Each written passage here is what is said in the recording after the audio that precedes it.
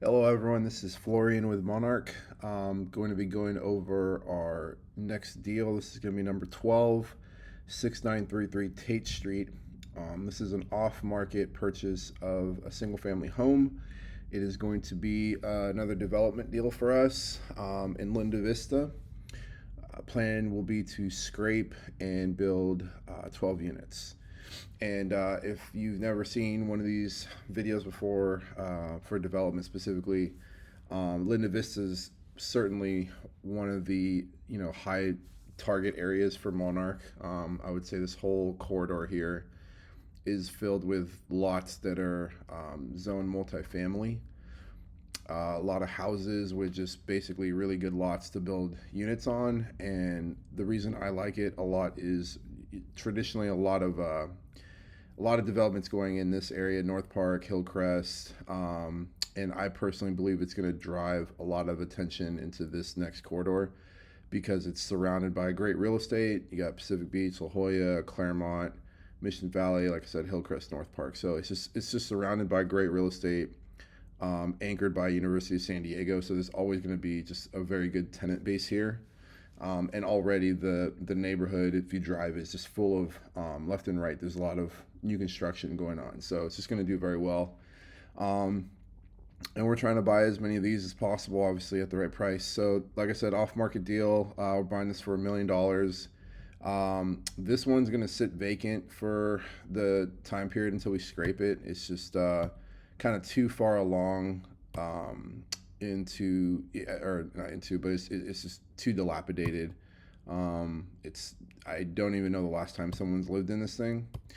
But basically, it would require money that we would never get back. I don't think, probably 50 to 100K worth of rehab in this thing. So we're just gonna keep it vacant and pay for the carry costs. So going into the deal numbers, and I'm gonna show you as I always do, and what will be in the OM, three different iterations. $1 million, we're gonna do 15% down. Here's our acquisition debt, and once again, this is going to be two different raises. So this deal, the numbers are going to be reflective of the whole, as if we were going to raise all the money at the beginning. But right now, we're only raising this 760 amount, and the reason for that is just being able to control our costs a little better. When we get to the point where we're actually doing construction and financing, we know the rates, we know the rents, all that good stuff. So here are some of the fixed fees and numbers I want to go over. First of all, we're going to put all the money that we're going to be losing in carry costs and taxes, we're going to be raising up front. So that's this number. We're doing our 3% here for acquisition. The promote is going to be typical for these deals, which is 50% after an 8% preferred return. That's going to be 8% simple interest every year. And again, feel free to reach out to me if you guys haven't gone over that or need a refresher. And then we're going to introduce in this one development fees. And this is just feedback I've gotten that we're kind of crazy, or I'm kind of crazy not implementing this, just because it actually is a huge amount of work. So it'll be 2% of the cost of the project. So it'll be down here, and it'll be paid in two phases, one up front, and then the second one will be paid either at the time of the refi or sale. So basically, we have it here as a 12 unit. I'll show you guys kind of quickly the initial yield study that we have, and it's 3-story build. And the only difference here, obviously, we're always trying to get parking, so we have parking here. What's going to change here is we're going to squeeze another unit. Basically, this stuff is going to go away, and we're going to get our 12th unit by basically putting it in here. So it'll be a 1-bedroom. So the numbers I'm going to show you are for 12, but I just wanted to kind of show you how the initial work we have already going on with our architect. And by the way, we don't own this yet. We're closing this one. Jason and I are buying this with our own funds. We're scheduled to close this next Friday, actually. So we'll go ahead and take it down. By the time this rolls out, we may already own it. Just depends how quickly we get our marketing out to you investors. So this is basically what it's going to look like. as a very early, kind of rendering, if you will. So for the 12 units, obviously a mix of regular units, ADUs, bonus ADUs, affordable ADUs. This is, we have 5 2-bedroom, 2-bath units here, and then the rest are going to be ones. These rents here are, if this was a build today, these would be, I would say, conservative rents. There's a lot of these 2.2s that are already going for, depending on their look, their finishes, if there's parking, they'll go for 3,400. So we think these are good, solid numbers. Here's the numbers for the project. Biggest thing here is I have 300 a foot for construction costs as kind of a good buffer. We think we're going to be able to get to 275 or under.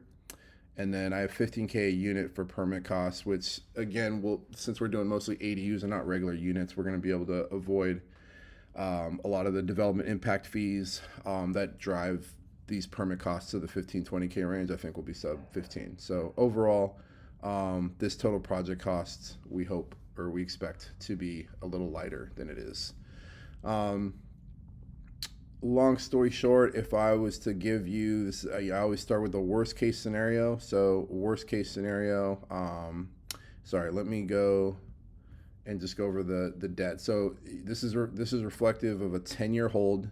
These kind of deals, we just want to, they're just good assets, and we don't want to flip these things because they're just going to do too well once we build them. So they're underwritten for 10-year holds. Are we going to sell, in year 10? Very likely that it could be sooner than that. But just to manage expectations, that's what we want to set as just an understanding. So this is basically in or around year 3. And if you look at the cash flows page, you'll see the first 2 years there's $0.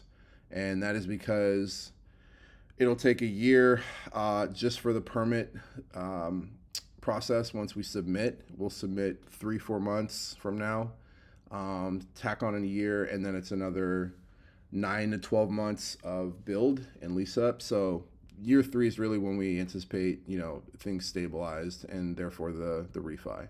And I'm using 6.25% for the interest rate.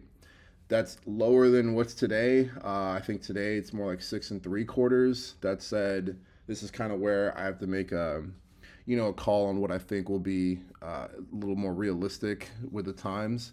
I think bottom line, what's important is my loan to value, sticking with a 1.2 DCR. My loan to value is only 50%.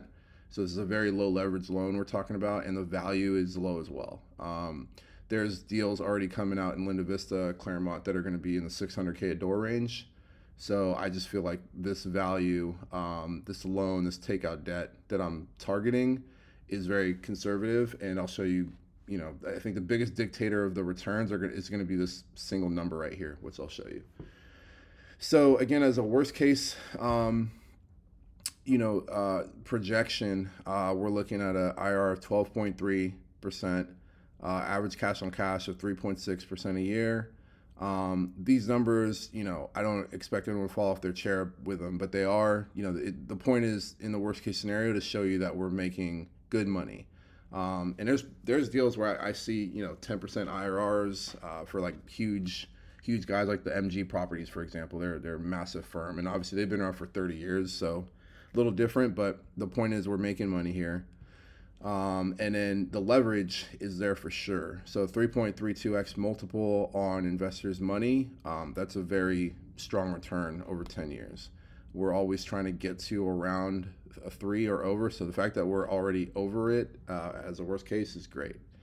So from here, I'll just do kind of some simple tweaks. One thing I forgot to go over, I'm using a 27% expense ratio. And for these new builds, again, just going with colleagues and what they're seeing, they're operating more like 23 to 25%. So I feel like 27 is a good conservative number here. The biggest question mark that we can't really underwrite for is the tax assessment once the new construction's in. So 27% should encapsulate that.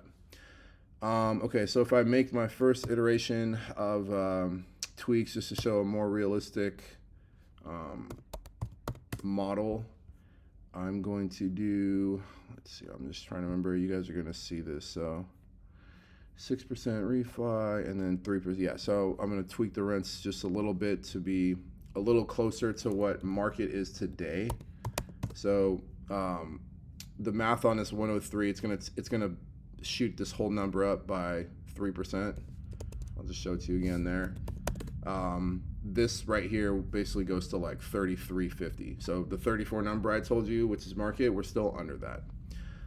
So if I make that tweak and then I drop my construction 275, which I think I get to. So already now I'm at a 15.2 IRR and my 8% cash on cash. That's a nice increase. Got a huge boost actually on the money we think we'll get out of the deal now.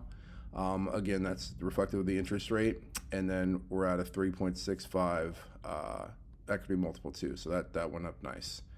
And then very lastly, I'll just do, again, if we can get, I looked up today, what are mortgage rates supposed to be in 2025? I saw a bunch of 5.0 like reports. So I'm still hopefully conservative by the time we get there, using a 5.5 interest rate. But this is really just to show you more of how the numbers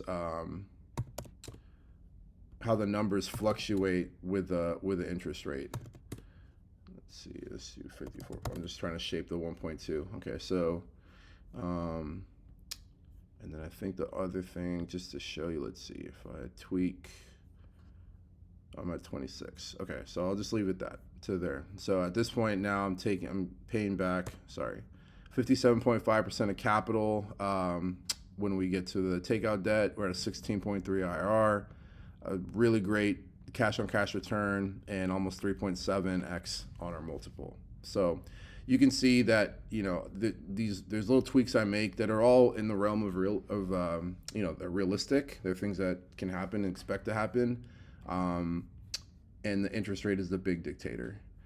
Another important dictator is always the rent growth, and I'm just sticking to 3% across the entire 10-year hold, and there's no other appreciation being taken into account in this model. So historically in San Diego, our rent growth appreciation is 6.5 to 7%. So again, if I was just to make this tweak, which I don't want to do, but if I just make this 5% across the board, it's going to jump my numbers up drastically. So you'll see again, if things go historically, we're going to outperform the numbers and the model here, which is always our goal. We never want to overpromise and underdeliver. It's always the other way around. So with that, again, the raise is going to be this number right here, 760, and we're going to get this out as soon as we can. And if there's any questions, feel free to reach out. All right, thanks a lot. Bye-bye.